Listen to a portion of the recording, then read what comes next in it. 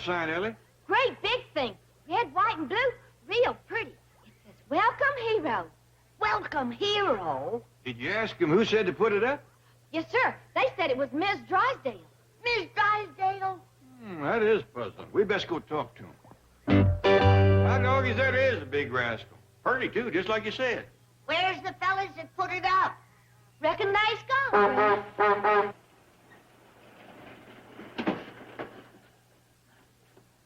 Hey, where'd that sign come from? Miss Drysdale had it put up. How come? We don't know. She must think that one of us is a hero. Oh, yeah, that's me. You?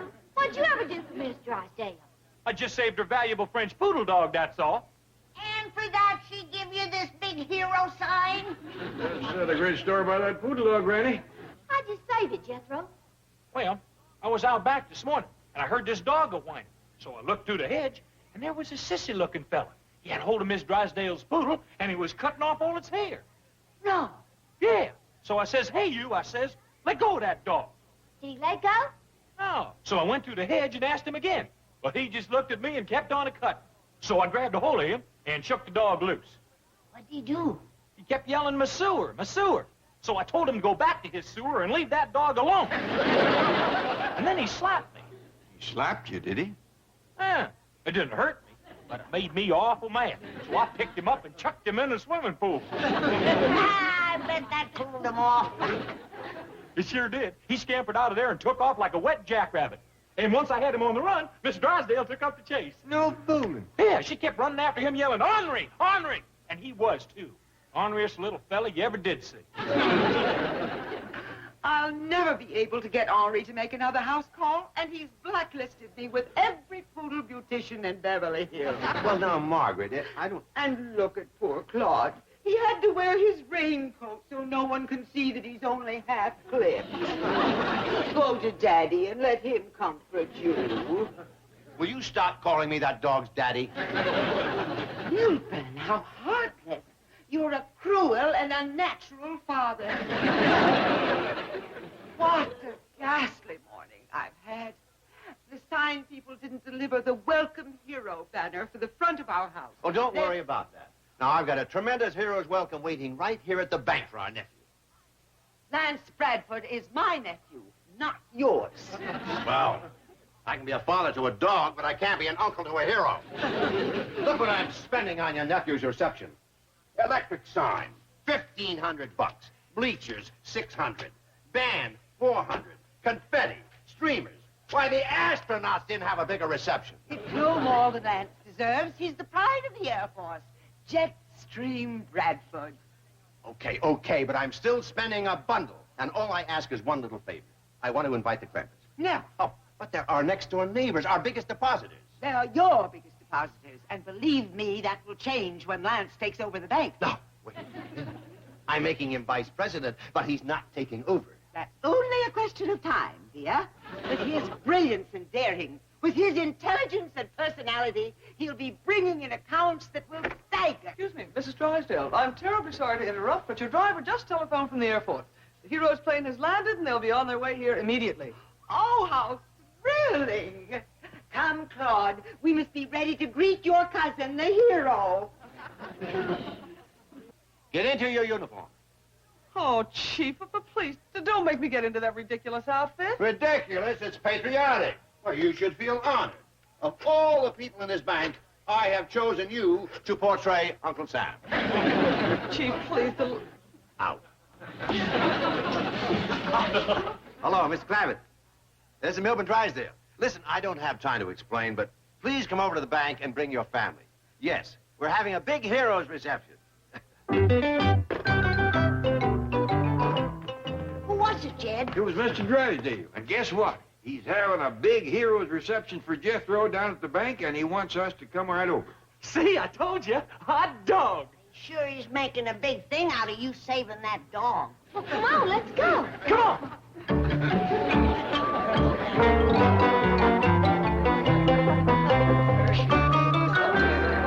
Where's Uncle Sam? Just out of the way! Get out here in a double! Come out here to the curb. Chief, please don't make me do Oh, that. no, you look great. Besides, I'm going to give you a bonus. Really? What is it? You get to keep the beard. Here they come! Break up the band! Wave your flags! Cheers for the hero!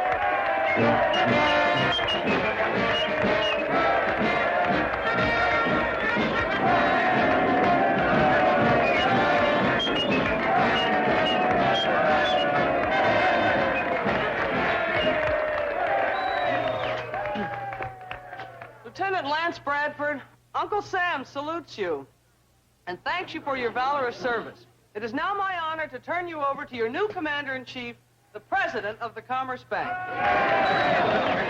Mr. President, Uncle Sam, Aunt Margaret, honored guests, my fellow Americans. I join your ranks today, not as a hero, but as a fellow employee of this great bank. No longer Jetstream Bradford, terror of the skies, but just plain Vice President Bradford. So in the future, don't look up to me as a hero. Look up to me as the boss's nephew. Look up to us, Lance. You're still a hero to us. You're a dreamboat. Welcome to the bank. We'll be seeing you, doll. Lovely ladies, the eagle of the wild blue yonder salutes you.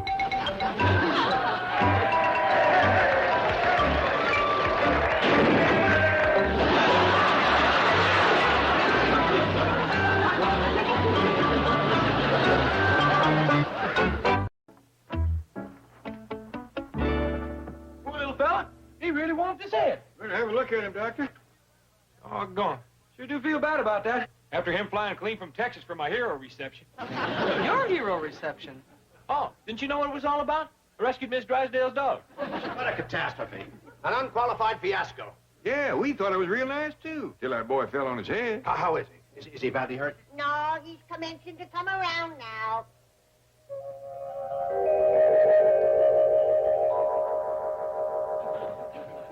Who are you? I'm your doctor. I thought I was out of the Air Force. Oh, Mr. Clampett, could I ask you and your lovely family to leave before my wife recovers consciousness? Oh, is your wife unconscious? Yes, when Lance fell on his head, she fell in her... She fainted. Come on, everybody. Oh, sure hope you feel better. I just started to. Who are you? I'm Allie Mae Clampett. What's your name? Just call me Jetstream. Well, pleased to meet you, Mr. Stream. Look at that. The old reflexes are just like lightning again. Well, I think I'll take a look around the bank. Are you sure you're all right? Of course. That's the Air Force training. You crash a plane, you climb right into another one, and take off. Old Jetstream as good as new. Nerves of steel, eyes like a hawk.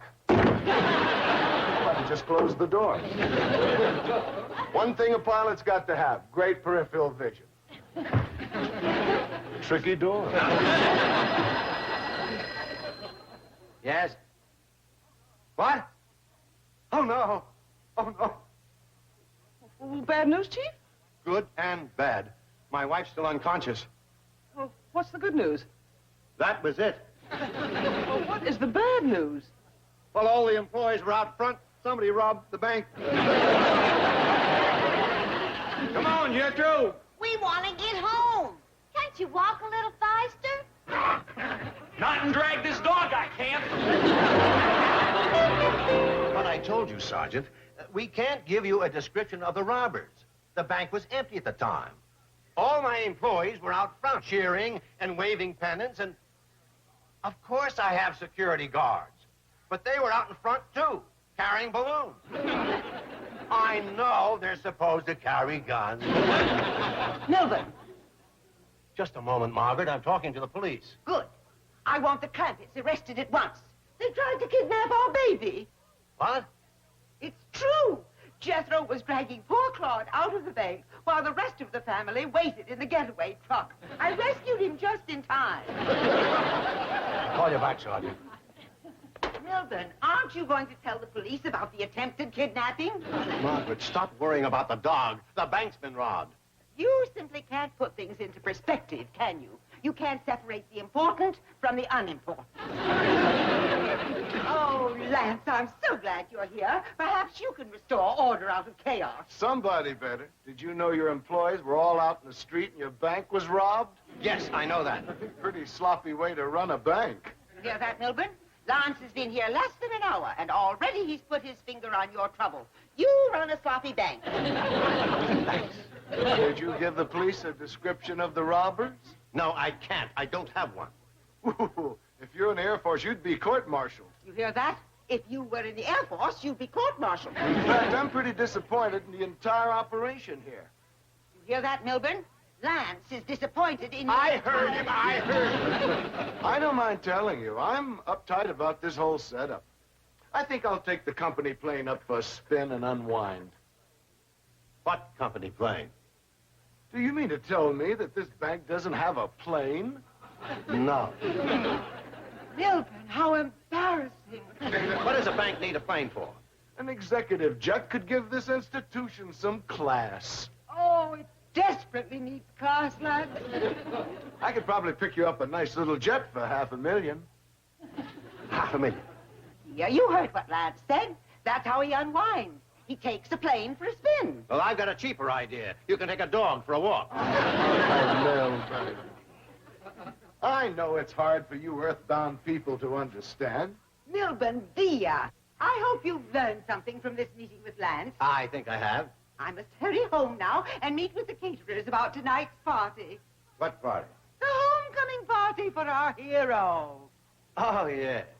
I'd like to take Lance along if you can spare him. I can spare him. See you later. About that executive jet, would you like me to put out a few feelers? Yes. No money, just feelers. Oh, hi, little fella. How you feel? Fine. Hey, where you going? To give Ellie Mae an invitation to the party. Huh? Oh, what party's that? Well, the one Mrs. Drysdale, I mean, my Aunt Margaret is giving tonight for her hero. Well, how about that? She just don't quit, does she? Hey, there's gonna be lots of people there. Yeah, big crowd. I wonder if she'd like for me to spray my hair or brush my teeth or gargle for her. I don't think she'd like it. I'll do it for nothing. Who are you? Oh, I'm the fella that picked you up when you fell on your head. When did you fall on yours? Oh, hi there, Lance. Hi, Ellie Mae. I came over to invite you to a party tonight. Oh, well, thank you. Is that homemade? Oh, yes, sir. I just got done cutting it up and putting it out to cool. Could I have a piece? Sure, help yourself. I was just going to take this in to Granny, and I'll be right back. Say, would you like to take a swim when I get back? I sure would. It'll be a relief to get out of these hero trappings and be a plain civilian.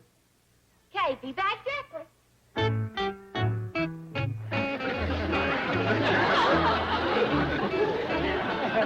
Beautiful girl, but she sure makes lousy fudge.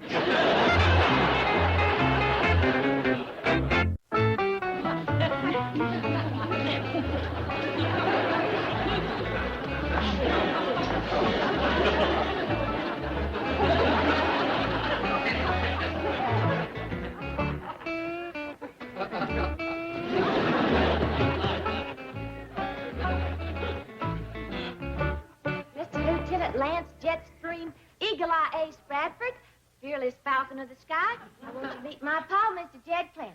Right, pleased to meet you. The pleasure's mine. And you done met my granny, the doctor. How you feeling, son? All systems are go. Well, I'll give you something to fix that. Sit down.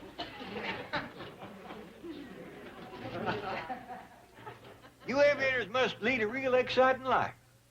We live in fame and go down in flame. You don't say. Lance is what you call an ace. That means he's been in lots of dogfights. Oh, my nephew Jesser's been a few of them. Really? Yeah, last one he had was a doozy. Tell me, what did he tangle with? A Russian MiG? Oh, it was a French poodle. I mean, where did your nephew have this dogfight? Was it in the Asiatic Theater? Oh, it was out front of the bank. I have a feeling my leg is being pulled. Granny can take care of that, too. Gee whiz, Lance. Sure must be hard to fly them fast airplanes. Well, mostly it's a matter of cool courage, perfect judgment, and the ability to react instantly.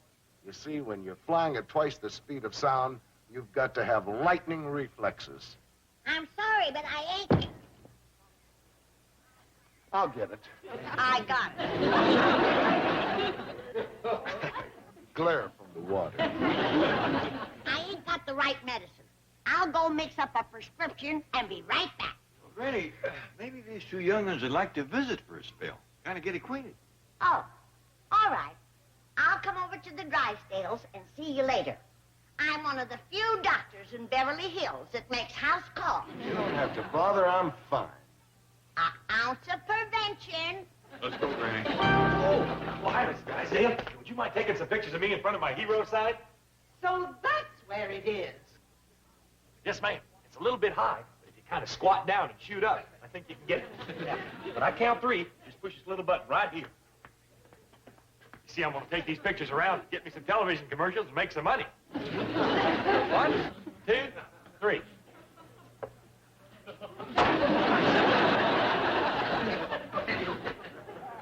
You've done it wrong, Miss Drysdale. You're supposed to push it with your finger. By doing it with your foot, you done smashed it. Take that sign down immediately. It won't do no good now. You done ruined the camera. You stupid lout. You boob. You're a thief and a kidnapper. You belong in jail. Excuse me, Miss Drysdale. I hope you won't think I'm touchy, but that ain't exactly no way to talk to your hero. Hero. You're as much of a hero to me as Attila the Hun. Thank you. That's better. Imbecilic fathead. I don't understand you at all. One minute you treat me like a prince, and the next minute you're mean-mouthing me. You keep this up, and I ain't gonna come to your party tonight. If you show up at that party, I'll crown you. There you go again. Now I'm a prince. Oh, howdy, Miss Drysdale. I was just on my way over to your place. Don't you dare set foot on my property, you scrawny little witch. What did you call me? Don't get riled, Granny. She blows hot and cold. First thing you know, she'll say something nice. Oh, well, it ain't a social call. It's professional. I'm just doing my duty as a doctor. Some doctor. You're the world's greatest charlatan. See? Now she's being nice. What's the use of trying to talk to you people? You're illiterate cretins. Was that good or bad? Hard to tell. That could go either way. Well, I ain't got time to play games with her. I gotta go look after that sick aviator, Lance Bradford. Lance Bradford, don't touch him. He's my nephew. As a doctor, it's my duty to treat him, no matter how bad a family he belongs to. I'm warning you, stay away from Lance Bradford. He's my brother's only son. My blood flows in his veins. Well, let go, or it'll flow down your chin. Stay away. I don't want you or any member of your family to go near him. It's too late, Miss Drysdale. Him and Ella Mae's this close already. What? They's out by the swimming pool, in their swimming suits. So that's your game. You don't fool me with this doctor charade. You're hoping to lure my nephew with a beautiful face and a seductive figure. He ain't my type. Ain't flying awful dangerous? Oh, I've had a few close calls. I remember one terrifying experience. We were flying at 20,000 feet, right through a storm. And the plane was rocking and rolling and bobbing and weaving, being tossed around like a kite. Oh, my goodness, it must have been awful. It was. If the stewardess hadn't given me a sedative, I never would have made it. Lance, you must get away from here immediately. What's the matter? These people are trying to snare you with this creature. Don't you see the trap? No, but I dig the bait. You stay away from this precious boy, you blonde vixen. Now, just a doggone minute. It's all right for you to mean-mouth Jethro and me, but don't you call Ellie names. She's a peasant just like the rest of you. You low-bred hussy. That did it, Fatso!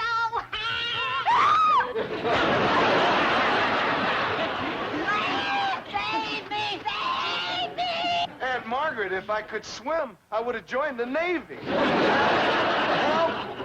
Help?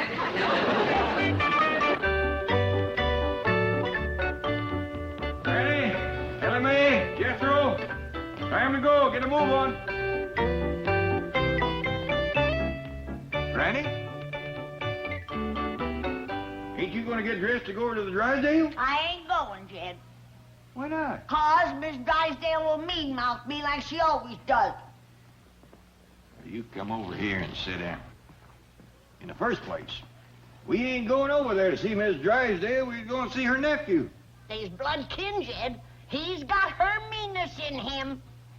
That is a lot of hogwash. Your own grandfather was one of the orneriest cusses that ever roamed the hills. But did that make you mean? No. I wonder what did.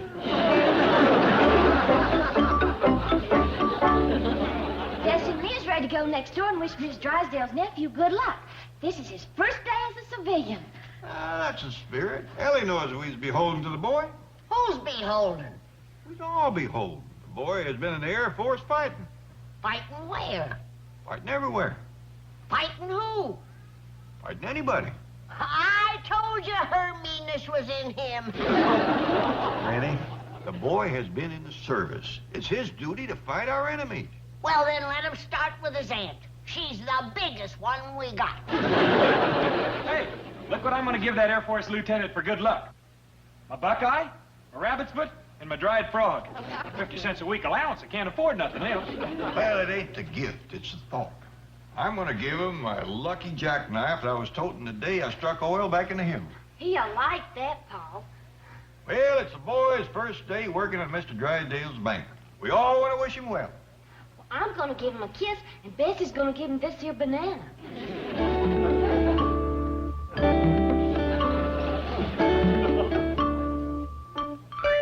I'll change and go with you. That's the spirit, Granny. I want you to know that you've made me feel mean and small and selfish. And I don't think I'll ever forgive you for it. Melvin, darling, I have a surprise for you. Huh? This morning, I'm going to prepare and serve breakfast myself. Hey, you haven't done that since we were first married. I'm thrilled. The thrill is mine to sit across the breakfast table from a handsome, dynamic young banker. Well, handsome, dynamic, yes, but I wouldn't exactly say young. Oh, Melvin, darling. Lance is barely 30. What are you talking about? My nephew, of course.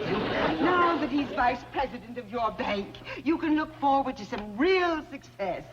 Margaret, for your information, my bank is already one of the most successful in Beverly Hills. Isn't that marvelous? And he's only been here one day. Phenomenal. Could I have some coffee? What a red-letter day for your bank. Getting Lance Bradford, the Air Force hero. Well, it's not exactly a rotten break for him either. After all, I'm making him vice president.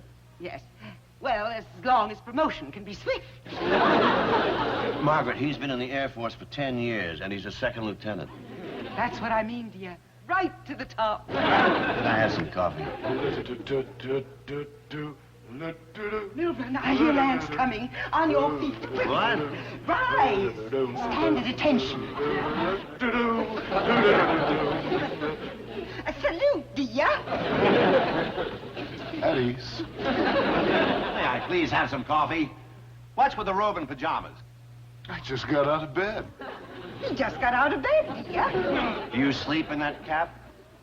Why, is it wrinkled? You are due at the bank at 9 o'clock. That's 0900 hours. That's $900, dear. I thought you were going to fix breakfast. Oh, yes.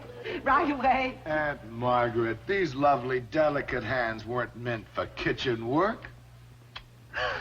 Milburn, why can't you be gallant and chivalrous like Lance? Now, can I have some coffee? Of course, dear. You are such a good influence on Milburn. Aren't you going to get dressed and go to the office? Don't rush me. It's a difficult transition from USAF to Combank. From what to what? Military parlance. USAF is United States Air Force. Combank is Commerce Bank. I'm VIP Combank, you're Sick Combank. Well, look who's here. Good morning. Morning. We come to wish Lance good luck. Bessie's got a present for you, Lance. Thank you. I love bananas. I got something for you, too, Lance. What's that? Oh, that's a buckeye, a rabbit's foot, and a dried frog. You eat it. I'm having eggs. Oh, they ain't to eat. They's for good luck. Oh. And this year's for good luck, too. How about a little good luck on this side? And for my part, Lance, I want you to have my lucky jackknife. I was toting it the day I struck oil. Beautiful.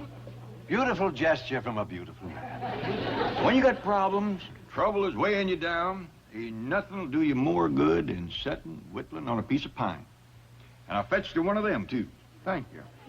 Beautiful, beautiful. I got 2 presents for you, Lance. Well, that's nice of you, Granny. Dr. Granny. Oh, yes, that's right. My first present is a jar of my homemade pickled owl gizzards. And my second present is free medical treatment. Thanks. They go together nicely. Well, we'll mosey along now and let you all have your breakfast. Well, it certainly has been wonderful. Ah! What are these horrible creatures doing in my breakfast room? What did you call us? Oh, no, Granny, she was referring to Lance and me. Come on, horrible creature. Let's eat in the kitchen where we belong. You know very well to whom I was referring. This little witch and her brood. Oh, no, Mark. You see, Jed, I told you she'd mean-mouth me. She don't like me. Oh, Granny. That is an understatement. You've always been a thorn in my side. I can change that to a fist in your mouth. Now, simmer down, Granny. Let's go, everybody. Oh, please, Jed, let me throw an uppercut to one of her chins. Get out of my house. I gotta let her have one good one. Now, Granny, we come here in a spirit of peace and friendship to wish good luck to Lance here. And we's leaving with a hymn of happiness. I got a joy, joy, joy, joy down in my heart. Down in my heart. Down in my heart. I got a joy, joy, joy, joy. Down in my heart to stay.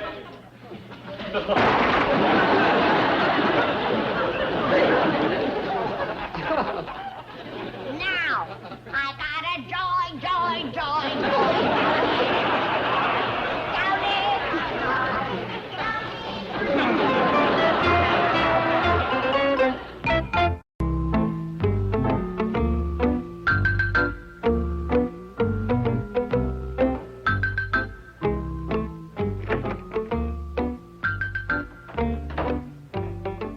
Just what do you think you're doing? Well, I have instructions to remove your name from the door. I thought you knew about it. Whoever issued those instructions is through. It was your wife. She's through. Your wife is through? That's right. She's through with these instructions. Has she issued any others? Yes, she wants her nephew's name on this door. I assigned him an office down the hall. Well, it seems she wants him to be close to you. Oh, well, that's understandable. He's new, he's learning the business, but we can't share the same office. I don't think she expects you to. She instructed me to put your name on this door. That is the washroom. This time my wife is going too far. I agree to give a hero nephew a job, but this is ridiculous. By the way, where is the fearless falcon of the skies? I told him to stop and pick up some civilian clothes. I don't want him running around the office in his Air Force uniform. Yes, Miss Thompson. Sorry to intrude, but Mr. Lance Bradford is on his way up. And before he gets here, I wonder if I might ask a bit of a favor. What is it? Might I be his secretary? He's such a dashing chap, even in his civvies. Miss Thompson, Mr. Bradford's secretary will be chosen on merit. You will have an equal chance with the other girls. That's right. Now back to your desk. Yes, sir. Thank you. Hello, Ansel. Tally-ho. How about that? She recognized me, even as an ordinary civilian. Some civilian. You look like Baron von Richthofen. Thanks. Will my new convertible be all right parked down there in front? I won't be here long. Look, Ace, I hate to mention business, but your job is getting new accounts with this bank. I opened 2 new accounts on my way here. Really? Yes, I charged this outfit and the new convertible to the bank. Charge accounts I don't need. Your Aunt Margaret brings in plenty of those. And speaking of her, she said you had connections in high places. You might bring in some of that Pentagon loot. Don't get uptight, Skipper. As we say in the Air Force, any landing you walk away from is a good one. What does that have to do with anything? You're really earthbound, aren't you? Miss Hathaway, I'm ready to start interviewing secretaries. Yes, Mr. Bradford. Just call me Vipcom Bank. Vice President, Commerce Bank. He's Commander-in-Chief. I'm Vip, he's sick. I'm getting sicker by the minute. Now, look, Flyboy, you and I have to have a serious talk. Check with me about 1,400 hours. I'll try and squeeze you in. Lance, why isn't your name on the door? Typical civilian inefficiency. If he were in the Air Force, he'd be on the carpet. You know that, Milburn? If you were in the Air Force, you'd be on the carpet. Yeah, I may join. Lance, your new convertible is simply beautiful. Could you take me for a drive? I'd love to, Aunt Margaret, but I've got to interview some secretaries. Slave driver. What? Can't you let up on the boy even for a few moments? Must it be work, work, work all day? Well, I'll try to go easier on him. How do you do, Mrs. Drysdale? Miss Hathaway? The secretaries are here to be interviewed. Have them come in. Girls!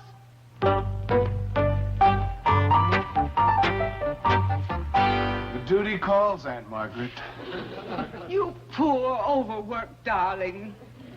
Do try to lighten his burden, Milburn. Have a little pity on the boy. My heart goes out to him.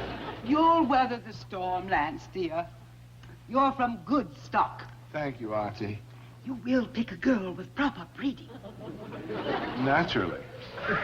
Come along, tyrant. Where are we going? I want to discuss a raise and better working conditions for Lance.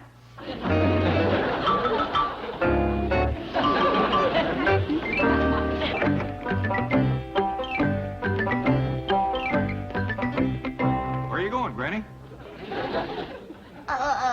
What'd you say, Jed? Where you going? What? There.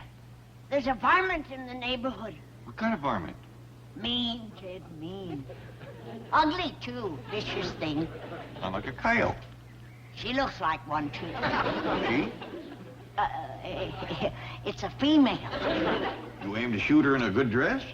I don't care what she's wearing. Oh, so that's it. You're after Miss Drysdale. Oh, 8 years of name calling. I can't take it no longer. Sit down. Oh, please, Jed. Just let me give her 1 barrel. Nope. No. I'll give her a 50-foot running start. Nope. 100-foot. And you can hold my glasses. Well, now, holding your glasses is a real good idea. Hand me that gun, Jed. I can still salt her britches. Nope. I can't miss a target that big. Now, you go in the house and stay there till you cool off. Oh, Jed. And ask the good Lord to forgive you for your mean thoughts. Ask him to fill your heart full of love and kindness. Ask him to make you a good neighbor. I wish he'd make me a good neighbor to take the place of the one I got now. You do as I tell you.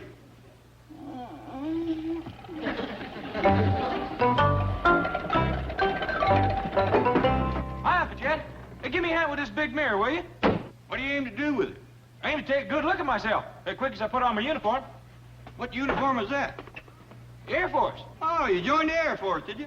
I'm fixing to. I seen the way them girls down at the bank made over that Lieutenant Lance Bradford. Yeah, somebody's uniform catches a lady's eye. Wait till they see this rascal. Doggy, that is a fancy one. I reckon so. It's a uniform of a 4-star general. Oh, you're starting out as a general, are you? Why not? Didn't cost no more than a lieutenant's uniform, and a general gets a heap more pay. That's where the old 6th grade education really pays off. Who's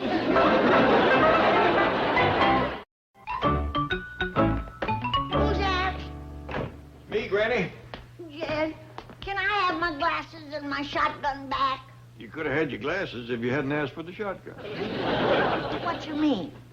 I'm afraid you still got in for Miss Drysdale. Well, I asked the Lord to fill my heart with love for the woman, like you said. Did he do it? Jed, is it my fault that he don't like her neither? You just keep asking him to fill you with the sweet spirit of charity and kindness. Oh, Jed, please, can I have my glasses back? Not yet. I'll get to that woman if I have to crawl every foot of the way. Hi, Granny. How do I look? You look fine. Where are you? Hey, I'm right here. Hey, where's your glasses? I don't need glasses. How do you like my uniform? I'm a 4-star general now. General? Yeah, and my pay sure is going to beat that 50 cents a week allowance Uncle Jed gives me. Good. This uniform is a real girl grabber. Got a lot of fruit salad on my chest. You always was a messy eater.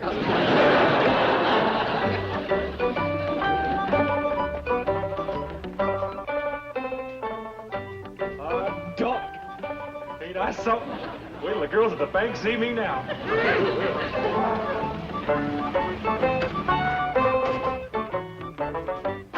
Say, that looks like an Air Force general. Wait here. Jethro, Oh, hi, Lance. what are you doing in this outfit? Ain't it a pity? Air Force general having to drive around in no wreck like this? You know what you can get for wearing a general's uniform? No, not exactly. But I bet it's plenty. Listen, buddy, they could send you to the stockade. I don't care where they send me, just so long as there's plenty of girls. Well, that's your problem. Mine's getting new accounts. Listen, I understand your Uncle Jed is worth $90 million. Do That's right. you suppose you could get him to put it in Mr. Drysdale's bank? That's where he keeps it now. Oh, boy, just my luck. I've got to get someone to open a new account, or that old goat will eat me out. I don't keep my money in Mr. Drysdale's bank. You don't? Would you be willing to? You fix me up with some of them pretty girls, and I'll put in my whole allowance. You mean it? All of it? Every penny. Come with me, Jethro. A general. Introduce me as a big, important general. Don't worry, I'll give you a real build-up. Girls, I've got a terrific thrill for you. I'd like you to meet the biggest general in the Air Force. The ace of aces, the pride of the Pentagon, General Buzz Bodine himself. Oh, really? Look at all those decorations. And girls, he's single.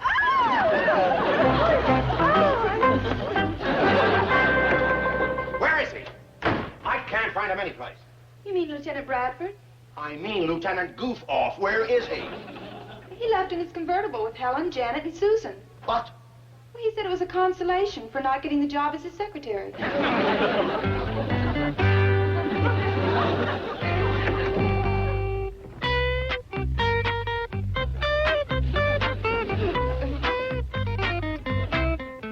Miss Switzer! Yes, sir. What is this stuff? A hi-fi set, a color television, and a portable bar. The boss ordered it. I want it out of here, and I want him out of here, and I want his name off that door. Miss Hathaway! Yes, Chief? Come out of there. We're no longer sharing the washroom. Thank goodness. I was beginning to get claustrophobia. Where's Lance? That's a good question. I have some flowers for his desk. Well, put them in there. His desk has running water. That's your office. Not anymore. It now belongs to that phony flyboy nephew of yours. What do you mean, phony? You told me that jerk had high connections that'd bring in some Pentagon money. And I have. Did you say you have? That's right. I've just come from a meeting with a 4-star Air Force general, and he's agreed to put his entire allowance into the bank. Holy mackerel. Those Air Force procurement allowances can run into billions. He's not kidding, is he, girls? No, he's not. We met him. He's the real thing, Doc. He's a 4-star general. They call him the pride of the Pentagon. Ace of aces. He's got decorations all over his chest. And he's putting his allowance in my bank? Every penny of it. Miss Hathaway, open the bar. Champagne for everyone. We're going to drink a toast to our hero, Lance Bradford. Oh, Margaret, I love you. Forgive me for doubting your nephew. He's a marvelous boy.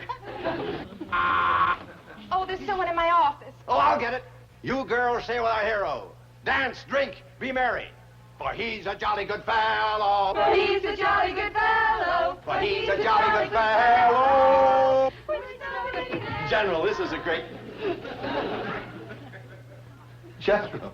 That's right, General Buzz Bodine, pride of the Pentagon. I told Lance I put my entire allowance in your bank, and here she is, the whole 50 cents.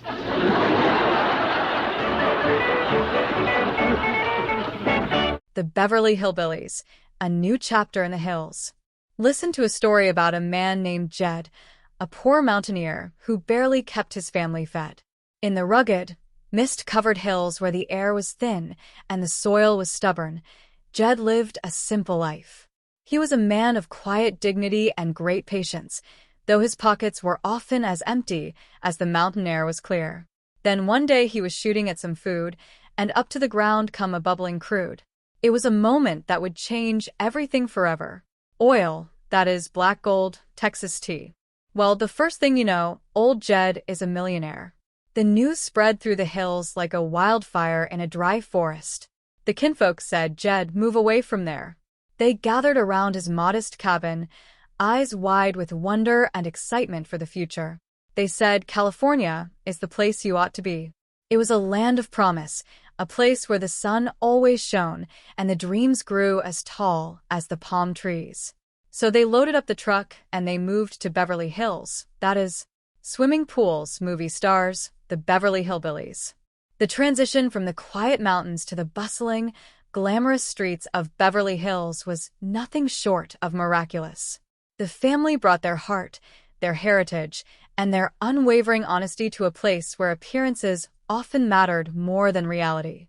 One bright morning, as the California sun began to warm the sprawling estate, Ellie Mae stepped out onto the lawn, her eyes catching sight of something magnificent. "What kind of sign, Ellie?" Jed asked, stepping out behind her. "Great big thing," she replied, her voice filled with awe. "Red, white, and blue. Real pretty." Jed squinted against the bright light, his hands on his hips. "It says, 'Welcome, Hero.'" "Welcome, Hero?" Granny asked, joining them with a look of skepticism on her face. "Did you ask him who said to put it up?" "Yes, sir," Ellie answered. "They said it was Ms. Drysdale." "Ms. Drysdale?" Jed rubbed his chin, his brow furrowed in thought. "That is puzzling. We best go talk to him." As they walked toward the massive sign, Jed looked up and marveled at the sheer scale of it. "My doggies, that is a big rascal." "Pretty, too, just like you said," Ellie added, admiring the vibrant colors. "Where is the fellas that put it up?" "Recognize Scott?" Jed called out as a familiar figure approached. "Hey, where did that sign come from?" "Ms. Drysdale had it put up," Scott replied. "How come?" Jed asked. "We do not know," Scott admitted, shaking his head. "She must think that one of us is a hero." Suddenly, Jethro stepped forward, a wide, proud grin stretching across his face. "Oh, yeah, that is me." "You?" Granny asked, her voice dripping with disbelief. "What did you ever do for Miss Drysdale?" "I just saved her valuable French poodle dog. That is all," Jethro declared, puffing out his chest. "And for that she would give you this big hero sign?" Jed asked, still finding it hard to believe. "Another great story about that poodle dog, Granny." "How did you save it, Jethro?" "Well," Jethro began, leaning in as if to share a great secret. "I was out back this morning and I heard this dog a-whining. So I looked through the hedge, and there was this sissy-looking fella. He had a hold of Ms. Drysdale's poodle, and he was cutting off all its hair." "No," Ellie gasped, her hand going to her heart. "Yeah," Jethro continued, warming up to his tale.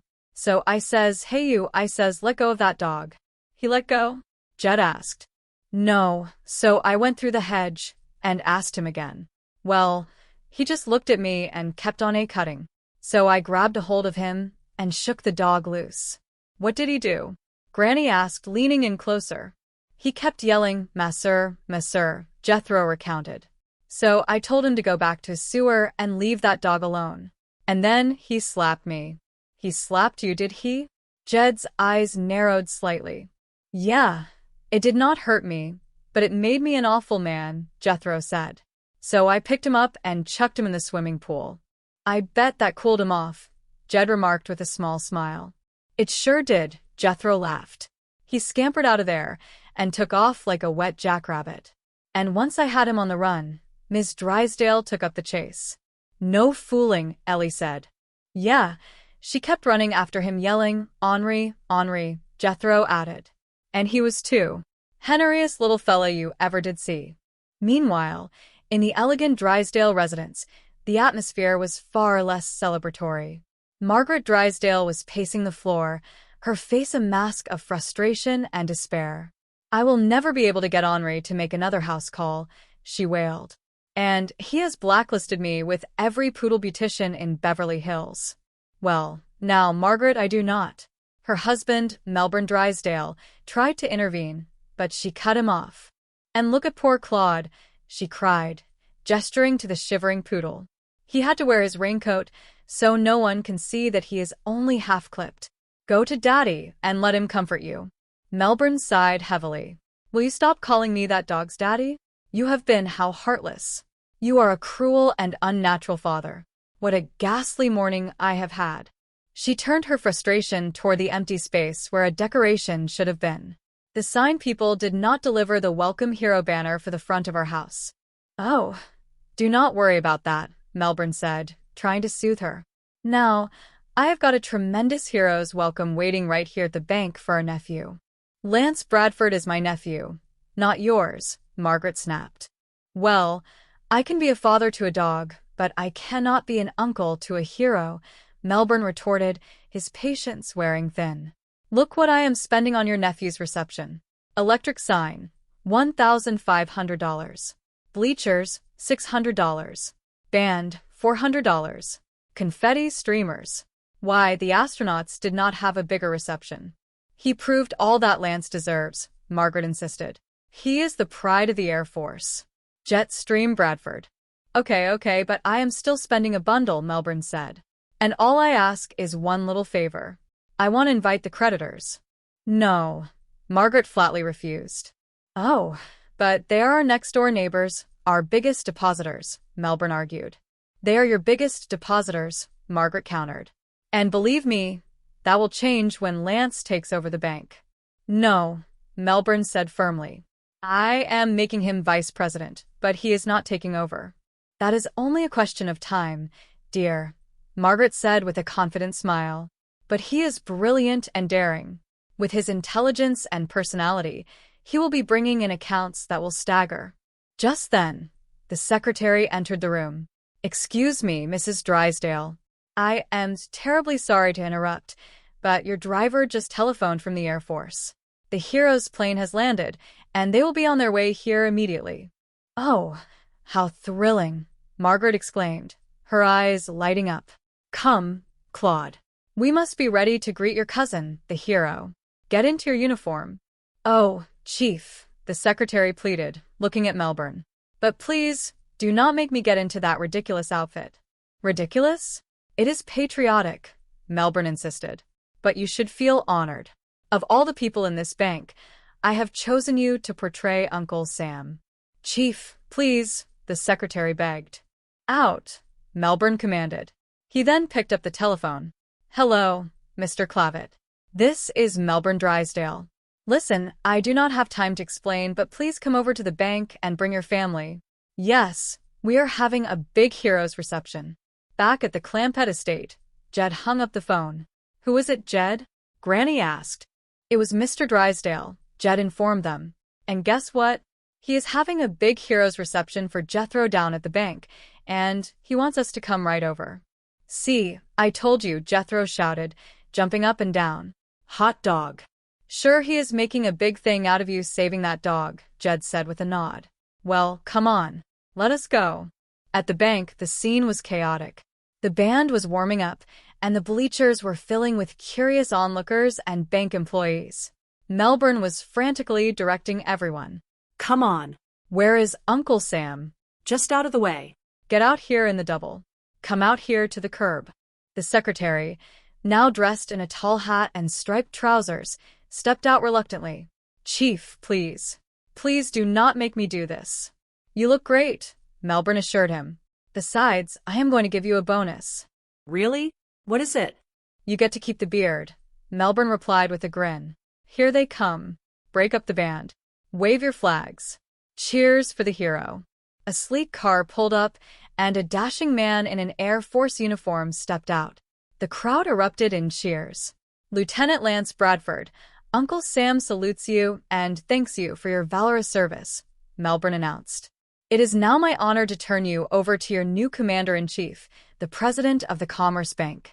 Lance Bradford stepped onto the podium, flashing a winning smile.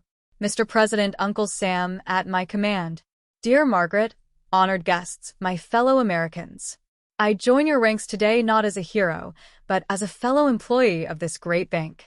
No longer Jetstream Bradford, terror of the skies, but just plain Vice President Bradford. So, in the future, do not look up to me as a hero. Look up to me as the boss's nephew. Look up to us, Lance, one of the bank tellers swooned. You are still a hero to us. You are a dreamboat. Welcome to the bank, another added. We'll be seeing you, doll. Lovely ladies, the eagle of the wild blue yonder salutes you, Lance replied, bowing gracefully. However, in his theatrical flair, he stumbled, hitting his head on the edge of the podium and falling to the ground. The crowd gasped. Poor little fella. He really wiped his head, Jed said, stepping forward from the crowd. Better have a look at him, doctor. Doggone. Sure do feel bad about that, Jethro muttered. After him flying clean from Texas for my hero reception. Your hero reception? Melbourne asked, confused. Oh, did you not know what it was all about? I rescued Miss Drysdale's dog, Jethro explained. What a catastrophe, Melbourne groaned. An unqualified fiasco. Yeah, we thought it was real nice too, Jed said. Until our boy fell on his head. How is he? Is he badly hurt? No. He is commencing to come around now, Granny said, leaning over the fallen hero. Lance opened his eyes slowly, looking dazed. Who are you? I am your doctor, Granny replied. Yes, Lance whispered. I thought I was out of the Air Force. Now, Mr. Clampett, Melbourne whispered to Jed. Could I ask you and your lovely family to leave before my wife recovers consciousness? Oh, is your wife unconscious? Jed asked. Yes, when Lance fell on his head, she fell in her. She fainted, Melbourne explained.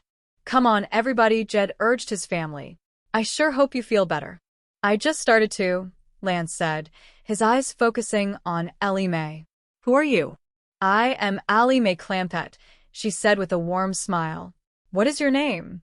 Just call me Jetstream, he replied, his charm returning instantly. Well, pleased to meet you, Mr. Strange, Ellie said innocently. Look at that, Lance said, jumping to his feet. The old reflexes are just like lightning again. Well, I think I will take a look around the bank. Are you sure you are all right? Ellie asked. Of course, Lance insisted.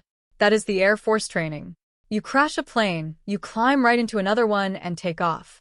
Oh, Jetstream, as good as new, Melbourne muttered under his breath. Nerves of steel, eyes like a hawk. Just close the door. One thing a pilot has got to have, great peripheral vision, Lance declared, though he promptly walked into a glass door. Tricky door. Suddenly, a bank employee rushed up to Melbourne. Yes? What? Oh, no. Oh, no. Bad news, Chief?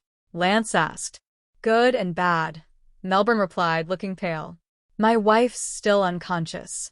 Oh, what is the good news? Lance asked. That was it, Melbourne snapped. Well, what is the bad news? Well, all the employees were out front. Somebody robbed the bank.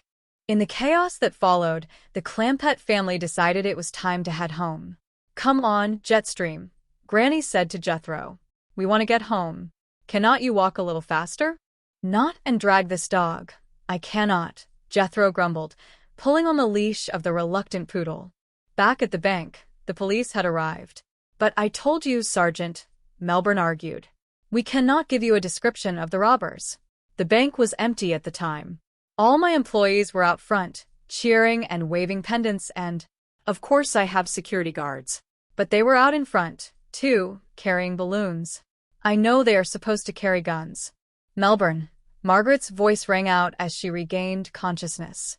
Just a moment, Margaret, Melbourne said. I am talking to the police. Good, she cried. I want the Countess arrested at once. They tried to kidnap our baby. What? Melbourne asked, bewildered. It is true, Margaret insisted. Jethro was dragging poor Claude out of the bank while the rest of the family waited in the getaway truck. I rescued him just in time. I will call you back, Charlie, Melbourne said into the phone before hanging up. Margaret, stop worrying about the dog. The bank has been robbed. You simply cannot put things into perspective, can you? Margaret scolded. You cannot separate the important from the unimportant. Oh, Lance, I am so glad you are here. Perhaps you can restore order out of chaos. Somebody better, Lance said, leaning against a desk.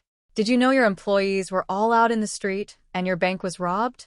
Yes, I know that, Melbourne sighed. Pretty sloppy way to run a bank, Lance commented. Hear that, Melbourne? Margaret added. Lance has been here less than an hour, and already he has put his finger on your trouble. You run a sloppy bank. Thanks, Melbourne muttered. Did you give the police a description of the robbers? Lance asked. No, I cannot. I do not have one, Melbourne replied. If you were in the Air Force, you would be court-martialed, Lance said with a shake of his head. You hear that? Margaret chimed in. If you were in the Air Force, you would be court-martialed. In fact, I am pretty disappointed in the entire operation here, Lance continued. You hear that, Melbourne? Lance is disappointed in you. I heard him, Melbourne said, his voice rising. I do not mind telling you, Lance said. I am uptight about this whole setup. I think I will take the company plane up for a spin and unwind. What company plane? Melbourne asked. Do you mean to tell me that this bank does not have a plane? No, Melbourne answered. Melbourne, how embarrassing, Margaret gasped. What does a bank need a plane for? Melbourne questioned. An executive jet could give this institution some class, Lance explained. Oh, it desperately needs class, Lance, Margaret agreed. I could probably pick you up a nice little jet for $500,000, Lance suggested. $500,000, Melbourne stammered. Yeah, you heard what Lance said, Margaret said. That is how he unwinds. He takes a plane for a spin. Well, I have got a cheaper idea, Melbourne said. You can take a dog for a walk. I know it is hard for you earthbound people to understand, Lance sighed. Melbourne, dear, I hope you have learned something from this meeting with Lance, Margaret said, heading for the door. I think I have. I must hurry home now and meet with the caterers about tonight's party.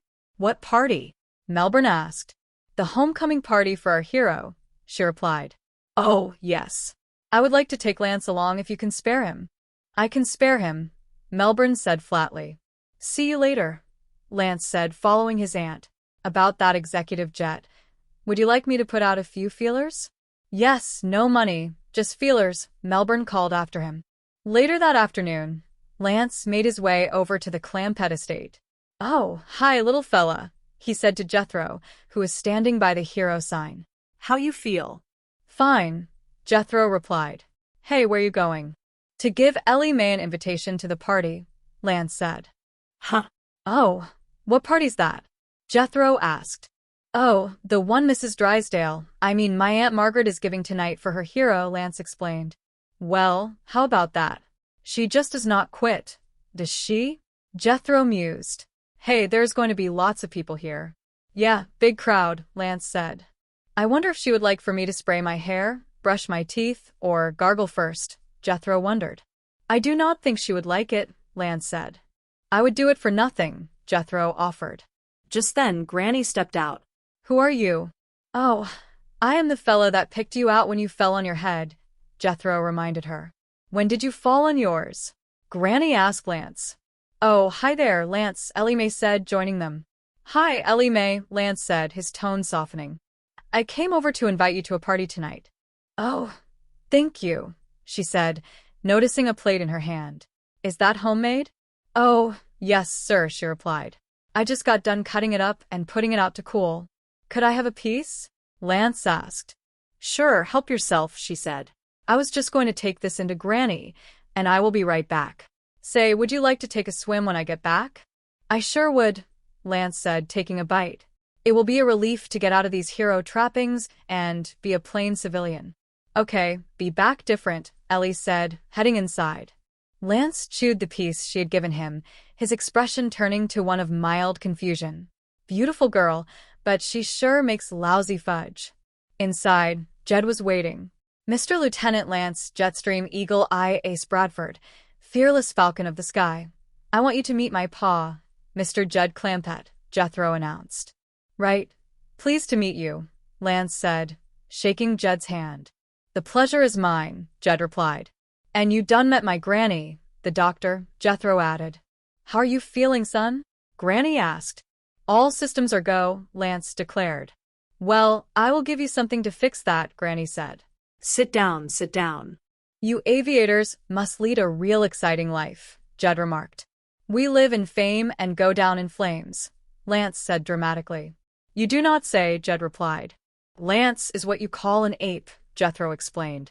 That means he has been in lots of dogfights. Oh, my nephew. Yes, there have been a few of them, Lance said. Really? Granny asked. Yeah, last one he had was a doozy, Jethro said. Tell me, what did he tangle with, a Russian Mig? Jed asked. No, it was a French poodle, Jethro replied. Jed and Granny looked at each other. Where did your nephew have this dogfight? Was it in the Asiatic Theater? Jed asked. No, it was out front of the bank, Jethro said. I have a feeling my leg is being pulled, Lance muttered. Granny can take care of that, too, Jethro said earnestly. Gee whiz, Lance, Jethro continued. Sure must be hard to fly them 5 airplanes. Well, mostly it is a matter of cool courage, perfect judgment, and the ability to react instantly, Lance explained. You see, when you're flying at twice the speed of sound, you've got to have lightning reflexes. I am sorry, but I am not.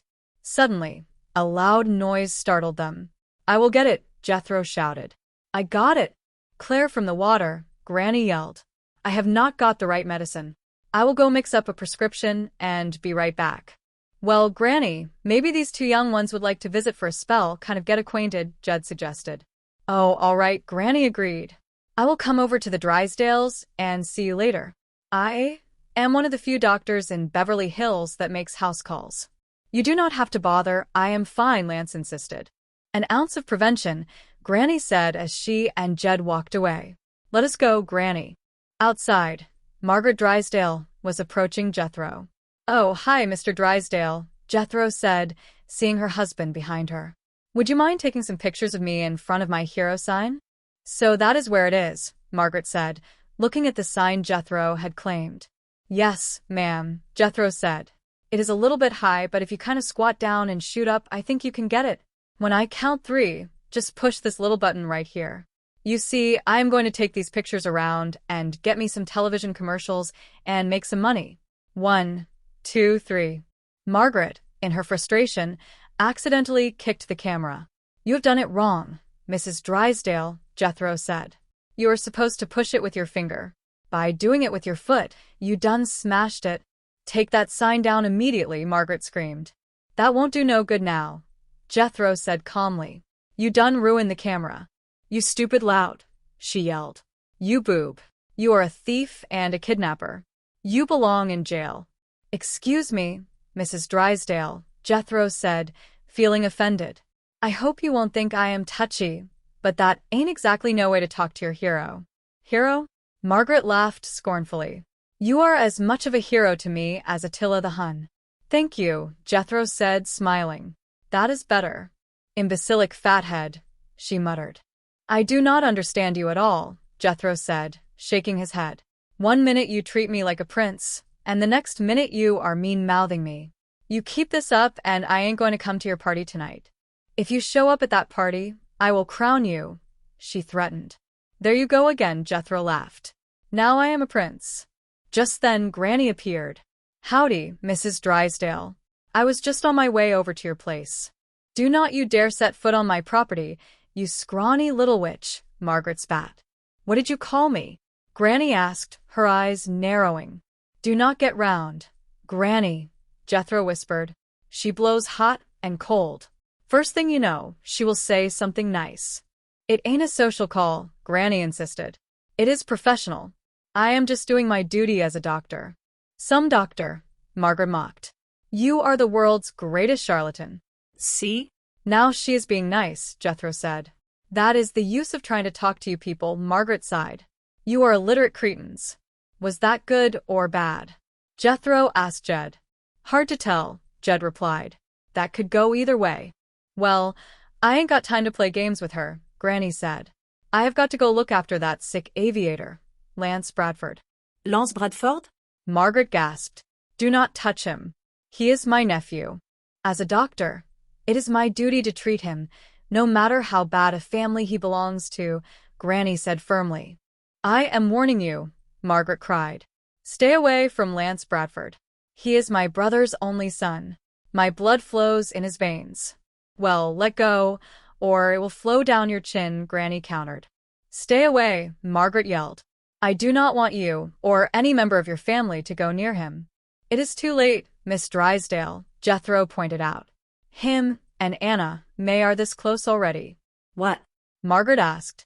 They're out by the swimming pool in their swimming suits, Jethro said. So that is your game, Margaret said, turning her fury toward the house. You do not fool me with this Dr. Charade. You are hoping to lure my nephew with a beautiful face and a seductive figure. He ain't my type, Granny muttered. By the pool, Lance and Ellie May were talking. Ain't flying awful dangerous? Ellie asked. Oh, I have had a few close calls, Lance admitted. I remember one terrifying experience. We were flying at 20,000 feet, right through a storm. And the plane was rocking and rolling and bobbing and weaving, being tossed around like a kite. Oh, my goodness. It must have been awful, Ellie said, her eyes wide. It was, Lance agreed. If the stewardess had not given me a sedative, I never would have made it. Suddenly, Margaret burst onto the scene. Lance. You must get away from here immediately. What is the matter? Lance asked, startled. These people are trying to snare you with this creature, Margaret said, pointing at Ellie. Do not you see the trap? No, but I dig the bait, Lance replied with a grin. You stay away from this precious boy, you blonde vixen, Margaret screamed at Ellie. Now, just a minute, Jed said, stepping in. It is all right for you to mean-mount Jethro and me, but do not you call Ellie names. She is a peasant just like the rest of you, Margaret sneered. You low-bred hussy, Granny added. That did not happen. Aunt Margaret, if I could swim, I would have joined the Navy. Help! The sun began to set over the hills of Beverly, casting long shadows across the beautiful estate. Despite the misunderstandings and the shouting matches, the spirit of the family remained unbroken. They had each other, and in this strange new world of movie stars and swimming pools, that was all that truly mattered. Nothing can hurt us as long as we are together, the sentiment echoed through the air. In a land that was sometimes hard and often confusing, they would find something they never expected, a sense of belonging that transcended wealth and status. It was a journey of the heart, one that would continue as long as the stars shone over the Pacific. Cheers. The Beverly Hillbillies, a tale of unexpected heroes. Listen to a story about a man named Jed, a poor mountaineer who barely kept his family fed. In the rugged, quiet heart of the mountains, life was a simple struggle for survival, marked by the rhythm of nature and the steady pulse of a hard-working heart. Then came that one fateful day, a day that would change the course of their lives forever. Jed was out in the woods, his eyes sharp and his aim true, shooting at some food to put on the table for his kin. As a shot rang out, something strange began to happen. Up from the ground came a bubbling crude. Oil, that is. Black gold. Texas tea. In the blink of an eye, the first thing you know, old Jed was a millionaire. The news spread through the hills like wildfire, and his kinfolk gathered around with wide eyes and racing hearts. They said to him, Jed, move away from there. They told him that California was the place he ought to be, a land of sunshine and endless opportunity. So, with their hearts full of hope and their belongings piled high, they loaded up the truck and they moved to Beverly Hills, that is. It was a world of swimming pools and movie stars, a place where the Beverly Hillbillies would soon find their new home. The transition from the mountains to the mansions was something of a wonder. One afternoon, Ellie Mae looked out toward the grand entrance of their estate and saw something she had never seen before. She turned to Jed with excitement in her voice, asking him what kind of sign it was. It was a great big thing, dressed in red, white, and blue, looking real pretty under the California sun. The bold letters across it delivered a clear message: Welcome, Hero. Jed stared at the sign, scratching his chin in confusion. Welcome, Hero? He wondered aloud who could have possibly put such a thing up.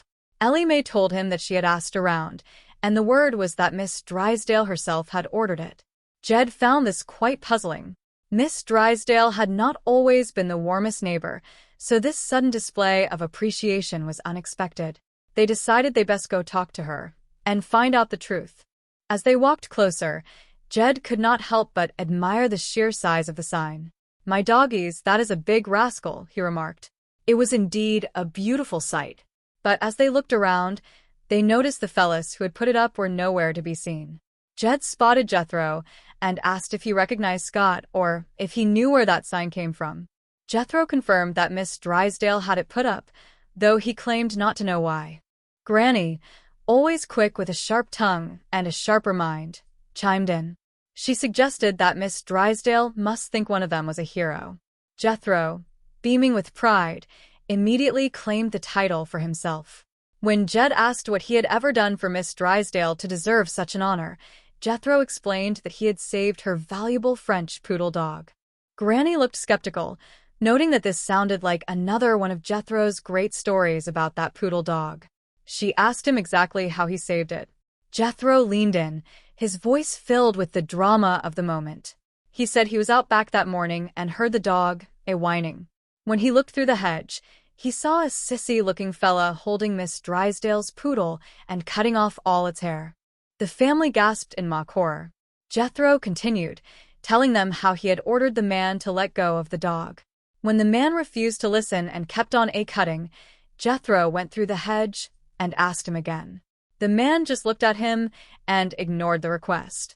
Finally, Jethro grabbed a hold of him and shook the dog loose. The man, apparently a professional pet groomer, began yelling, "Masseur, masseur." Jethro misunderstood the French term, told him to go back to his sewer and leave the dog alone. The man, frustrated and flustered, actually slapped Jethro. It did not hurt, but it made Jethro an awful madman. In his anger, he picked the fella up and chucked him right into the swimming pool. Jethro figured that cooled him off, as the man scampered out of there and took off like a wet jackrabbit. Once Jethro had him on the run, Miss Drysdale took up the chase, running after him and yelling, "Henri, Henri." Jethro thought he was the henneriest little fella anyone had ever seen.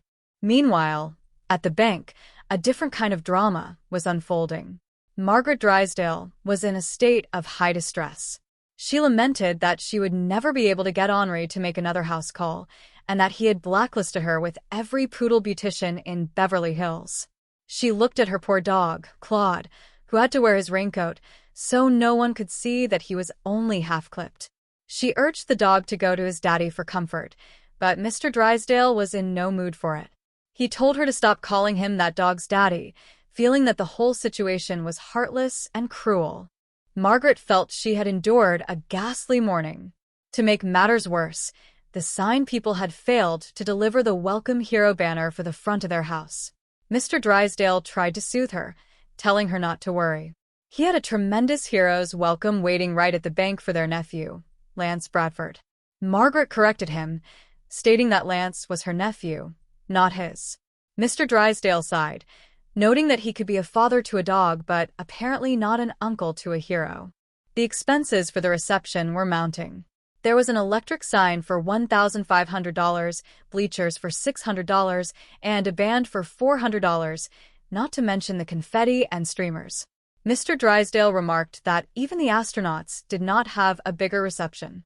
Margaret insisted that Lance deserved every bit of it. He was the pride of the Air Force, known as Jetstream Bradford. Mr. Drysdale agreed to the cost but asked for one little favor in return. He wanted to invite the Clampetts, their next-door neighbors, and his biggest depositors. Margaret was horrified at the idea, but Mr. Drysdale reminded her that their financial standing depended on them. Margaret countered that things would change when Lance took over the bank. Mr. Drysdale was firm, He was making Lance a vice president, but he was not taking over. Margaret remained convinced that it was only a matter of time because Lance was brilliant, daring, and possessed a personality that would bring in accounts that would stagger the imagination. Just then, a secretary interrupted with news that the hero's plane had landed, and he would be arriving immediately. Margaret was thrilled. She called for Claude and prepared to greet her cousin. She also insisted that Mr. Drysdale's chief assistant get into a uniform to portray Uncle Sam. The assistant pleaded not to wear the ridiculous outfit, but Mr. Drysdale insisted it was patriotic and offered a bonus. He could keep the beard. As the hero arrived, the scene was chaotic. The band played, flags waved, and the crowd cheered. Lieutenant Lance Bradford stepped forward, and Uncle Sam saluted him for his valorous service.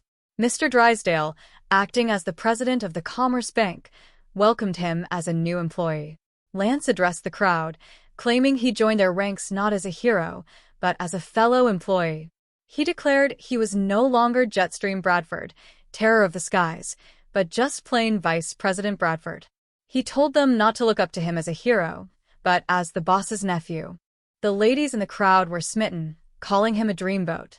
Lance, ever the pilot, saluted the lovely ladies as the eagle of the wild blue yonder.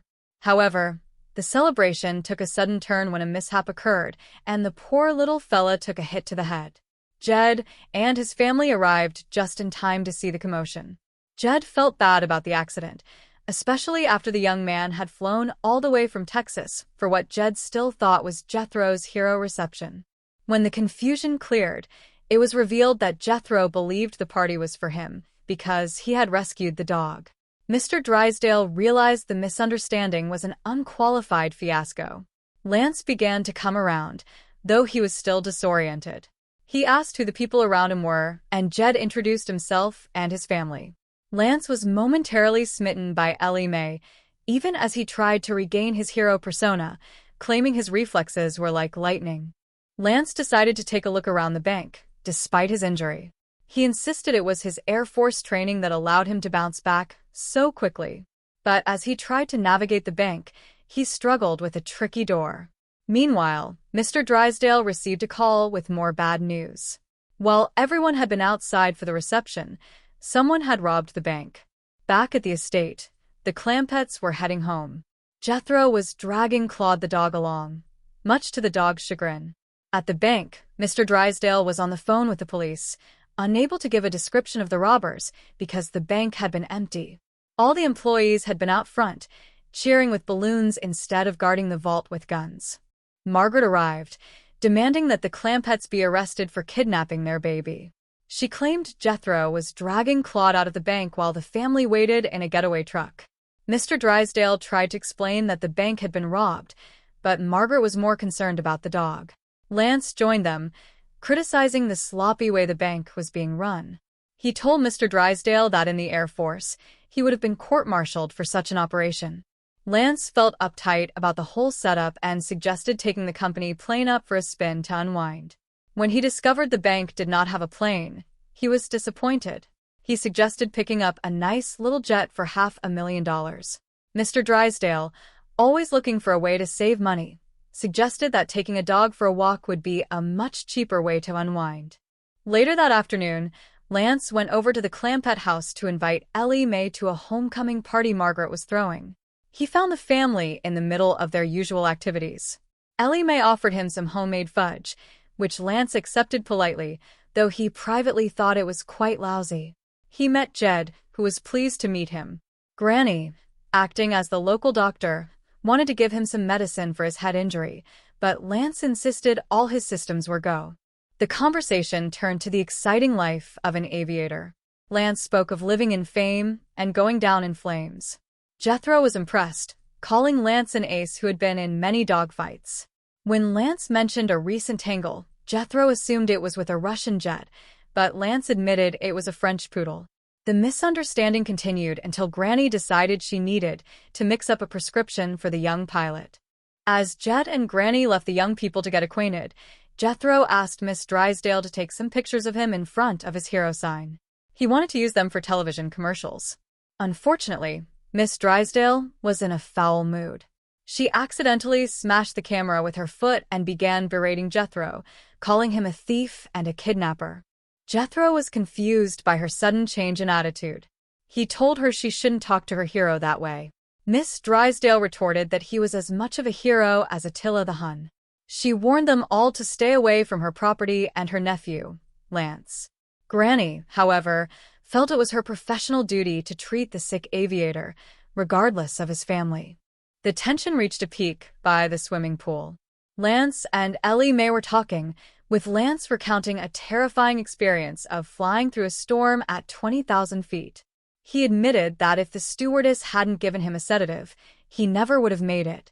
Margaret arrived and was furious to see them together, accusing the Clampetts of trying to snare her precious nephew. Jed tried to defend Ellie Mae, but Margaret continued her insults, calling her a peasant and a low-bred hussy. The situation escalated until the chaos of the day finally began to settle. Despite the misunderstandings, the robberies, and the half-clipped poodles, the heart of the story remained. It was a tale of a family from the mountains trying to find their way in a world that was often confusing and unkind, yet they stayed together, bound by love and a simple, honest spirit. The sun began to set over Beverly Hills, casting long shadows across the mansions and the swimming pools. The Welcome Hero sign stood as a reminder that being a hero is not always about daring feats in the sky or saving dogs from groomers. Sometimes, it is simply about being true to oneself and standing by your family, no matter where life takes you. And so, the Clampetts continued their journey, a group of unlikely neighbors in a land of movie stars, proving that even in the middle of chaos, there is always room for a little laughter and a lot of heart.